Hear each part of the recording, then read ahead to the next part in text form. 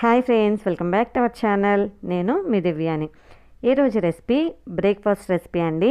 మన north Indian style aloo పరోటాని ఏ విధంగా prepare చేసుకోవచ్చు అన్నది ఈరోజు వీడియోలో చూసేద్దాం. పర్ఫెక్ట్ స్టఫింగ్తో చాలా సాఫ్ట్గా ఏ విధంగా తయారు చేసుకోవాలన్నది చిన్న చిన్న టిప్స్తో ఈరోజు వీడియోలో మీకు చూపించబోతున్నానండి. స్కిప్ చేయకుండా ఈ వీడియోని మొత్తం చూసేయండి. ఈ ఆలూ పరోటాకి ముందుగా ఒక మిక్సింగ్ బౌల్ తీసుకొని దాంట్లో 1 కప్పు వరకు గోధుమ పిండి వేసుకోవాలండి. అలాగే రుచికి సరిపడంత ఉప్పు వేసుకోవాలి. దీంట్లో కొంచెం కొంచెంగా వాటర్ వేసుకొని చపాతీ ముద్దంతా సాఫ్ట్గా కాకుండా కొంచెం గట్టిగా కలుపుకోవాలి. చూసారు కదా, ఈ విధంగా బాగా కలుపుకోవాలి. మనకి పిండి అనేది ఎంత బాగా కలిపితే అంత సాఫ్ట్గా వస్తాయండి ఆలూ పరోటాలు. సో మనం ఎక్కువసేపు మిక్స్ చేయవలసి వస్తుంది. ఈ విధంగా బాగా మిక్స్ చేసిన తర్వాత సాఫ్ట్గా అయిన తర్వాత మనం క్యాప్ పెట్టేసుకొని ఒక 10 నిమిషాలు పక్కన పెట్టేసుకుందాం.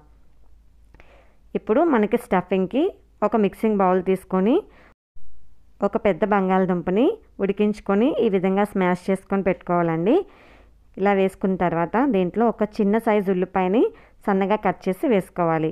అలాగే ఒక 2 పచ్చిమిర్చి, కొంచెం అల్లం ముక్కలు, అలాగే కొంచెం కొత్తిమీర, ఒక 1/2 టీ స్పూన్ దాకా జీలకర్ర, రుచికి సరిపడేంత ఉప్పు, అలాగే టేస్ట్కి తగినంత కారం, కొంచెం ధనియా పౌడర్ వేసానండి. అలాగే కొంచెం చాట్ మసాలా. దీంట్లోనే ఒక 1/2 నిమ్మకాయని ఈ విధంగా కట్ చేసుకొని వేసుకోవాలి.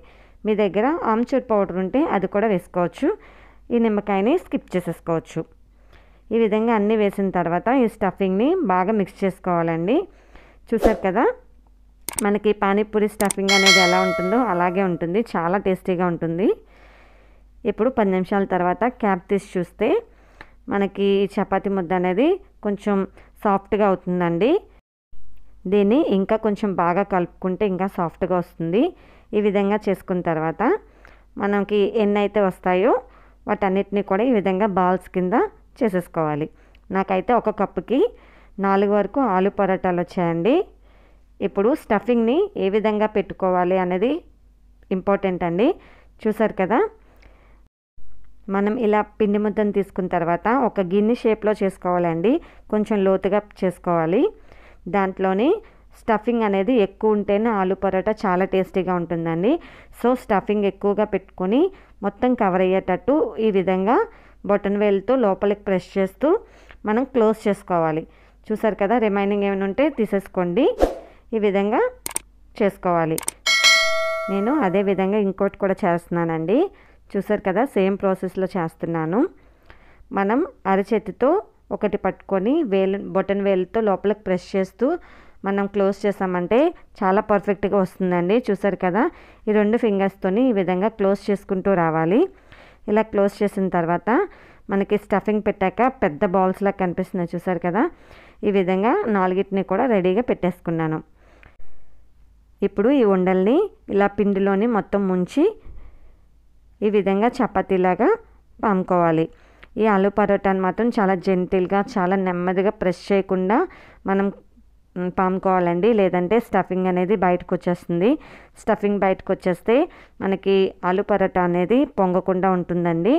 సో అందుకని మనం చాలా నెమ్మదిగా కొంచెం మందంగా ప్రిపేర్ చేసుకోవాలి. నేను అదే సేమ్ ప్రాసెస్లో నేను మళ్ళీ చేసి చూపిస్తున్నాను.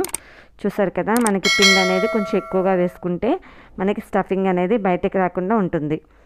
ఈ విధంగా అన్నీ రెడీ చేసుకుని ఇలా ఐరన్ ప్యాన్ పెట్టుకుంటే ఆలూ పరోటాలు చాలా టేస్టీగా వస్తాయండి.